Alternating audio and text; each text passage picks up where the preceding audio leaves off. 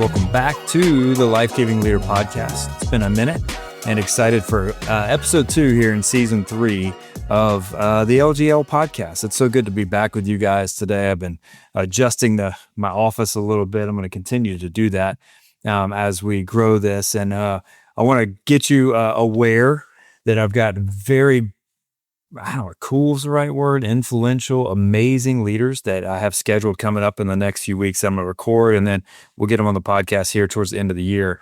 But leaders that you can learn from, grow from, leaders that I think will be absolutely helpful in your business, in your nonprofit, at your church, wherever you find yourself vocationally. And I think you'll find it super helpful to do that. Now, one of those guys is not confirmed yet, but Will Godero, who I'm going to quote here in just a minute from Unreasonable Hospitality. I'm hoping to have a conversation with him soon about some of these principles, some of the new things he's doing. It's really pretty fascinating to see what all he's doing. But this is part 2 today of the joys and pains of scaling. And if you listened to the last episode, you realize that, man, this is a lot. Like, I'm one guy trying to build a business where other people can count on it to give their time for a certain amount of value, a certain amount of money, and that they aren't giving up other opportunities. You know, the interesting thing about 1099 and contract work is that when the contracts go away, they go away. And so I'm trying to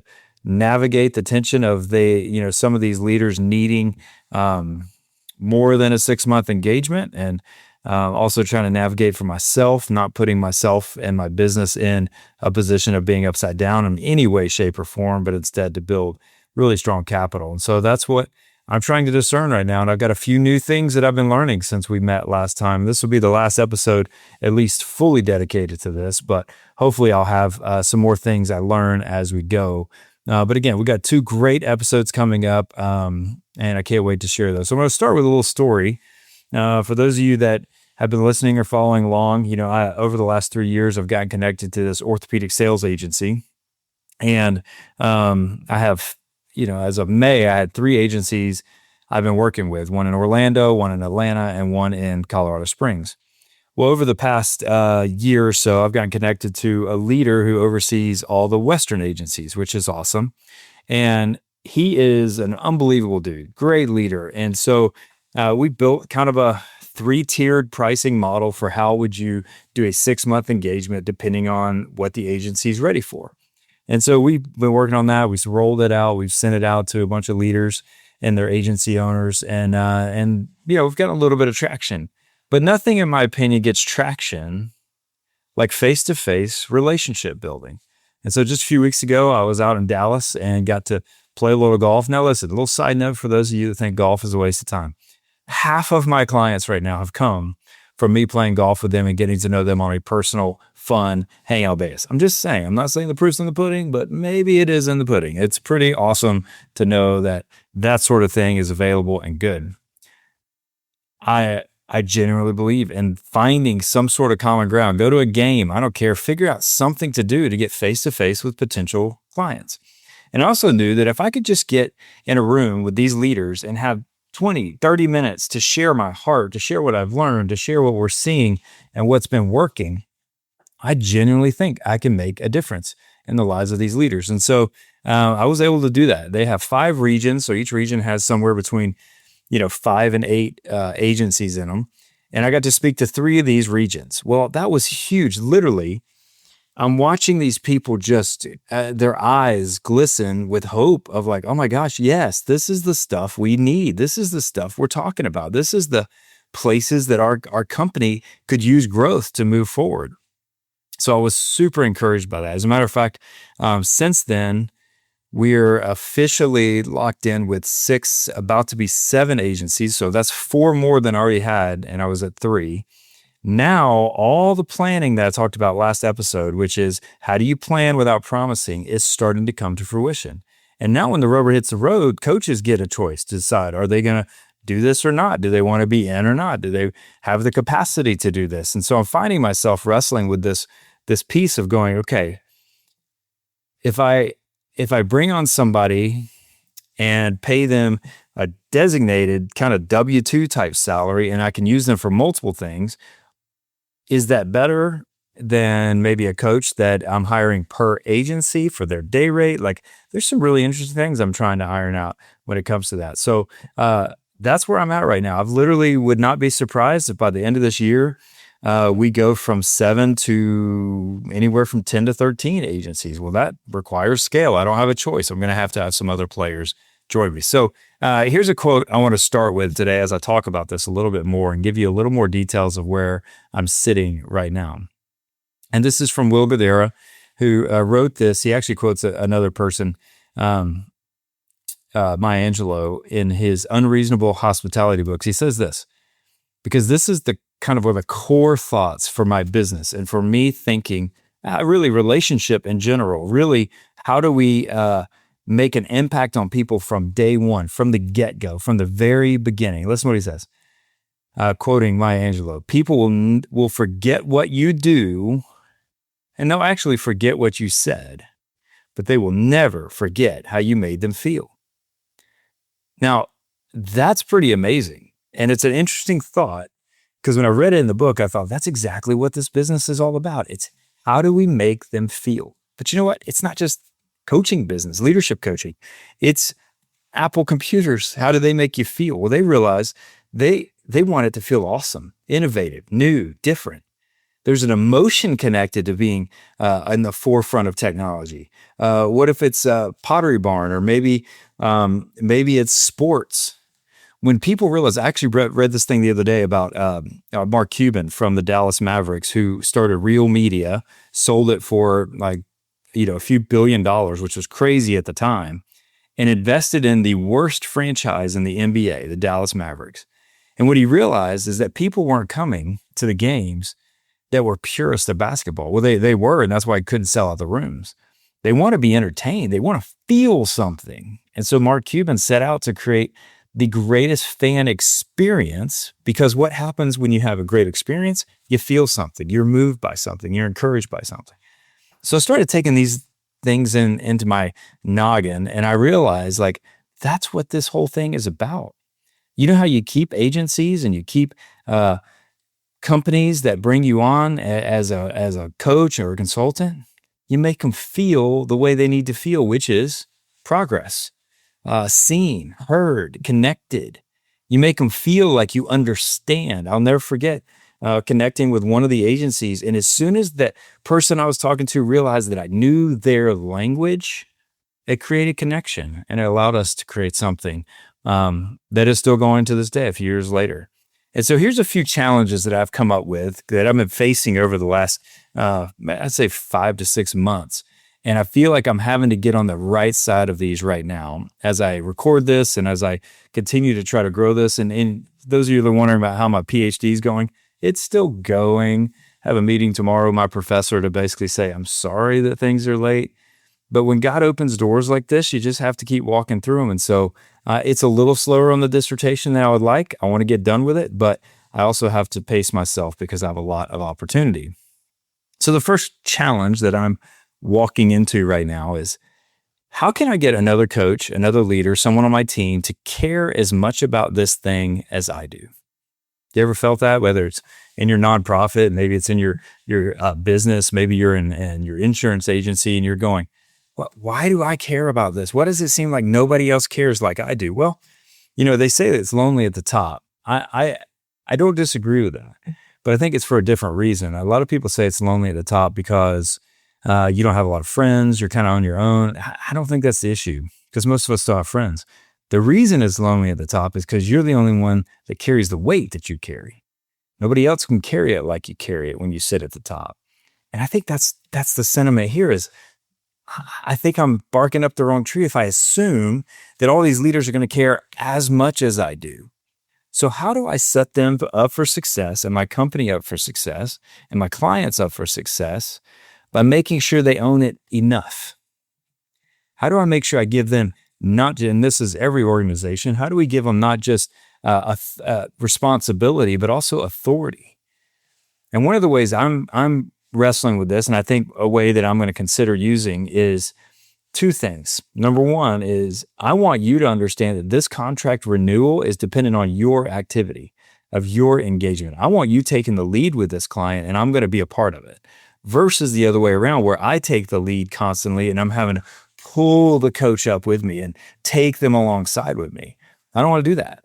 I want them to own it. And the truth is, if the 6-month engagement we set out doesn't work, then the contract with that coach is going to be gone with that specific agency. And so I want them to feel the weight. So that's one way I'm thinking about it. The other way I'm thinking about it is they're better at some of these things than I am. They're better at looking at it. And so what I'm encouraging them is not only to put their fingerprints on it, but to do a second thing. And that is, you're going to get some sort of signing bonus, some sort of finder's fee for any clients, friends, relationships, businesses that you know that could use what we do. And honestly, you bring them, not only are you going to get a bonus, some sort of commission, but you're also going to get to coach those people because now you're connected to a bigger entity that has experience and history and eventually a PhD, a doctor leading it. How about that? See how that works. So that's the two ways I'm thinking about how do I challenge someone to care as much as I do is connect their contract with the renewal of the agreement. And second is bring new people to the table. What does that look like? And you're going to benefit from that. So that's challenge one. Challenge two that I'm wrestling through is what if they mess up? What if they drop the ball? What does that look like? Now, friends, this is probably one of the most consistent questions I get in leadership conversations at every agency, every church, every faith organization, every entertainment industry that I work with. Here's what the question is basically is, am I in trouble or are they in trouble?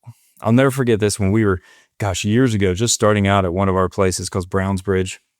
And we had a young guy who was running a video camera for us for our production. And one Sunday morning, he looked at Ryan Shove, who's one of my best friends, filmmaker, and he said, "Hey, Ryan, if I'm shooting the drummer and the drummer makes a funny face, am I in trouble or are they in trouble?" It's one of the funniest things I've ever heard. But you know what? That sentiment carries through business, doesn't it? Constantly. Leaders and sales folks and different folks, they're always asking the question like, who's ultimately going to be responsible for this? Who's ultimately, if they fail, going to be holding the bag? Because I want responsibility, but I want authority, but I don't want to get in trouble. And friends, it doesn't work that way. We've got to be able to figure out the moments that we can give our leaders both responsibility and authority. Responsibility and authority. And so if one of my coaches, who I'm putting out there as me, number one, I'm not going to put them out there if I don't trust that they're going to have the best interests of LGC Consulting or Life Giving in mind. Two, they've been vetted because these are long-time relationships. And three, they're going to make a mistake. I've made plenty of mistakes. And when I drop the ball, guess what? I use humility. I come in and we work our butts off to restore the relationship. So it's going to happen. That's what you got to do in organizations in general. You got young leaders right now that you're going, I don't know, they're going to mess it up. Yep, they are. Get over it and give them opportunity to lead. The third challenge I'm facing is, how do you get a client on board with someone else other than you? Well, for me, this has been communication from the very beginning. This has become very central to how I'm communicating at the very beginning. So for instance, when I spoke in front of these agencies just a few weeks ago, the guy who introduced me, who's my buddy who oversees them, made it very clear that it is not just me that they are hiring, that it's me and this world-class group of coaches. And so then when I have initial kind of setup call, we do some conversations at the very beginning, I make it very clear, me and blank will be your coaches. I will work with this part of the agency and they will work with the rest of it.